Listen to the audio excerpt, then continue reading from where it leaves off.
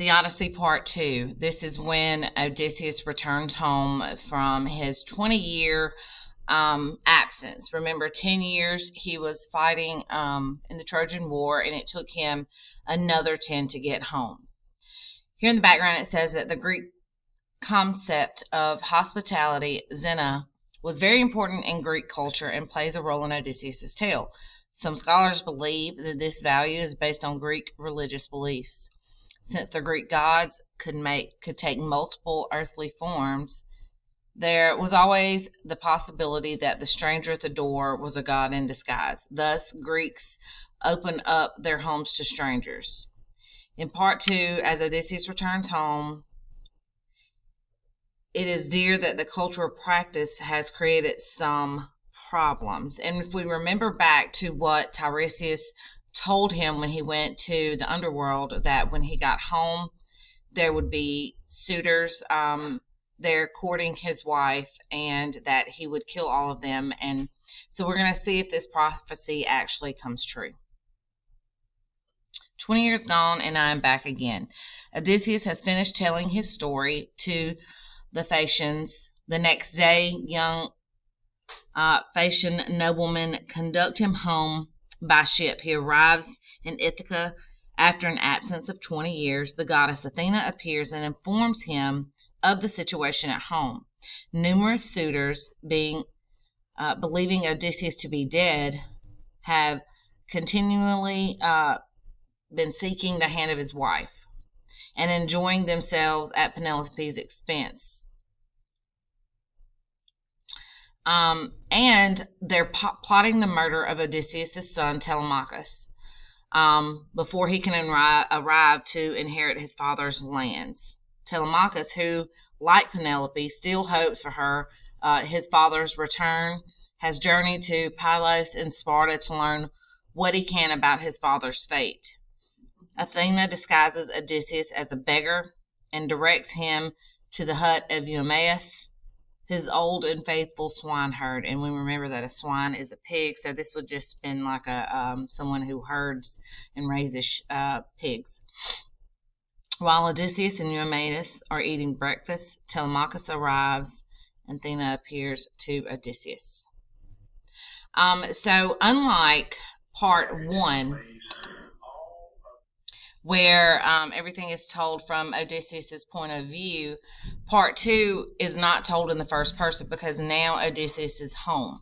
Remember, in Part 1, Odysseus was telling the Phaeacian king about all his travels. Now that's over. So this is in third person. This is just an omnipresent narrator telling us what's going on in Ithaca as Odysseus arrives. From the air she walked, taking the form of a tall woman, handsome and clever at her craft, and stood beyond the gate in plain sight of Odysseus, unseen though by Telemachus, unguessed, for not everyone will gods appear.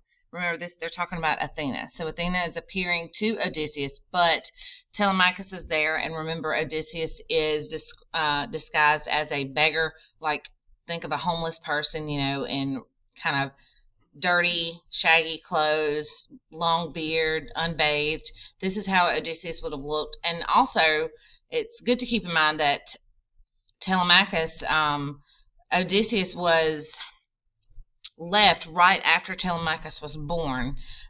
So he doesn't, know what his father looked like, other than maybe a painting that would have been hung in their home. They didn't have cameras or anything like that. So, once or twice in your life, you may have had a painting that someone painted of you. But other than that was it. So Telemachus doesn't really know what his father looks like. And so this beggar would have just looked just as that, a beggar. Odysseus noticed her. So did the dogs, who cowered, whimpering away from her. She only nodded, signing to him with her brows, a sign he recognized.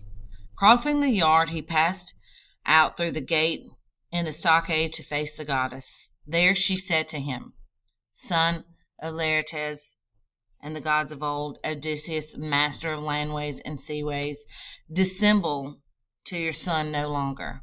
If we look over to the side, that means put your put on an appearance. So she's telling him to undisguise himself. Let your son know who you are. Dissemble yourself to your son no longer now. The time has come to tell him how you two together will bring doom unto the suitors in the town. I shall not be far distant then, for I myself desire battle. So she's kind of giving Odysseus the go-ahead to just like slaughter all these guys, all these suitors that are there, courting his wife, eating his meat and food, taking his riches and things like that.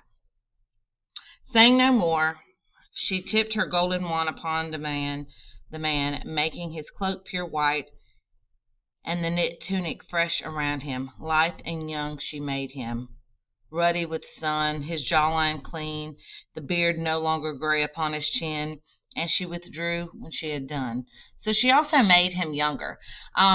If you know that your dad's been gone for 20 years, and even if he was 20 when he left, he still should be 40 or so, in his early 40s maybe. And so you would expect your dad, and Telemachus probably expected his dad to be an older man, but Athena has made him look and appear young once again. Then Lord Odysseus reappeared, and his son was thunderstruck. Fear in his eyes, he looked down and away as though it were God, and whispered, Stranger, you are no longer what you were just now. Your cloak is new, even your skin. You are one of the gods who rule the sweep of heaven. Be kind to us. We make you fair oblation and gifts of hammered gold. Have mercy on us. So why do you think Odysseus' son Telemachus would have thought that he was a god? Remember, when Odysseus went to see the goddess Athena, Telemachus was still in view. He just didn't see who Odysseus was talking to. He probably assumed that he was a crazy old beggar who was just talking to himself. And all of a sudden, just in the snap of a finger, he's young, he's clean, he's handsome. And so, of course, as most of us would, he thought that he was a god. The noble and enduring man replied, No, God, why take me for a god? No, no, I am that father whom your boyhood lacked, and suffered pain for lack of. I am he. Held back too long, the tears ran down his cheeks as he embraced his son. Only Telemachus, uncomprehending, wild with incredulity, cried out, You cannot be my father Odysseus. Meddling spirits conceived this trick to twist the knife in me. No man of woman born could work these wonders by his own craft unless a god came into it with ease to turn him young or old at will. I swear you were in rags and old, and here you stand like some of the immortals. Odysseus brought his raging mind to bear and said, This is not princely to be swept away by wonder at your father's presence. No other Odysseus will ever come, for he and I are one, the same. His bitter fortune and his wanderings are mine. 20 years gone, and I am back again on my own island. As for the change of my skin, that is the charm of Athena, hope of soldiers, uses it as she will. She has the knack to make me seem a beggar sometimes, and sometimes young, with finer clothes about me. It is no hard thing for the gods of heaven to glorify a man or bring him low. When he had spoken, down he sat. Then, throwing his arms around the marvel of his father, Telemachus began to weep. Salt tears rose from the well of longing in both men, and cries burst from both, as keen and fluttering as those of the great taloned hawk, whose nestling farmers take before they fly. So helplessly they cried, pouring out tears, and might have gone on weeping until sundown had not Telemachus said, Now, before we go on, I want to point out to you this epic simile.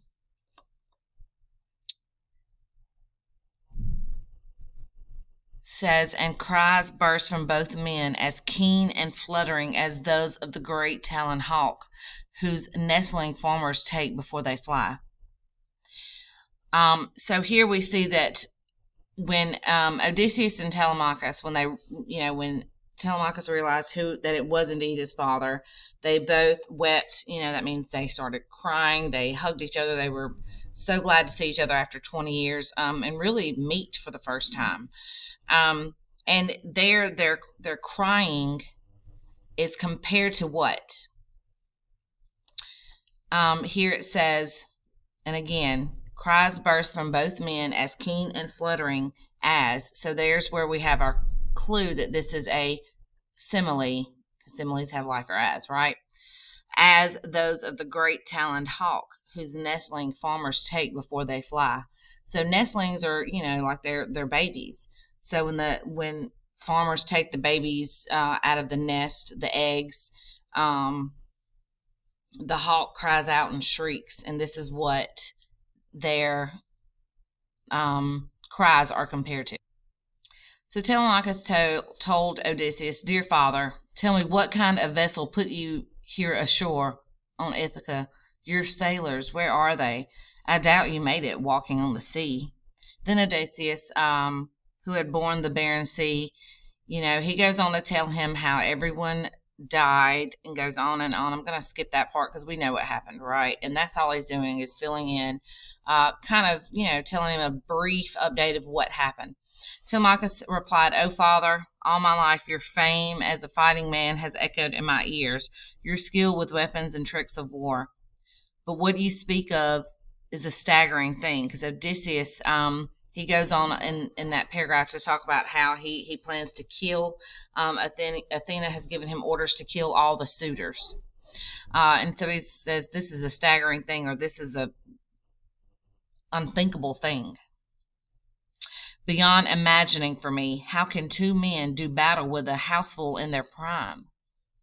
For I must tell you, this is no affair of 10 or even twice 10 men, but scores, throngs of them. You shall see here and now. The number from Dulcium alone is 52, with armors half a dozen. 24 came from Same, 20 from Zacynthus, and our own island accounts for 12 high ranked and their retainers. Median, the crier, and the master harper, besides a pair of handymen at feast. If we go in against all these, I fear we will pay in salt and blood for your revenge. You must think hard if you would conjure up the fighting strength to take us through. So you can add up how many men it is. Here they have 52, half a dozen, that's 6, 24, 20, and then 12 more after that. And here's a pair of handymen at feasts. So it's over 100 men that are trying to they're trying to court Penelope, his wife, and telling her that he's dead. Everyone believes Odysseus is dead, remember, except for Penelope and Telemachus.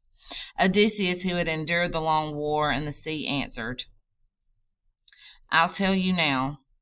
Suppose Athena's arm is over us, and Zeus her father's, must I rack my brains for more?"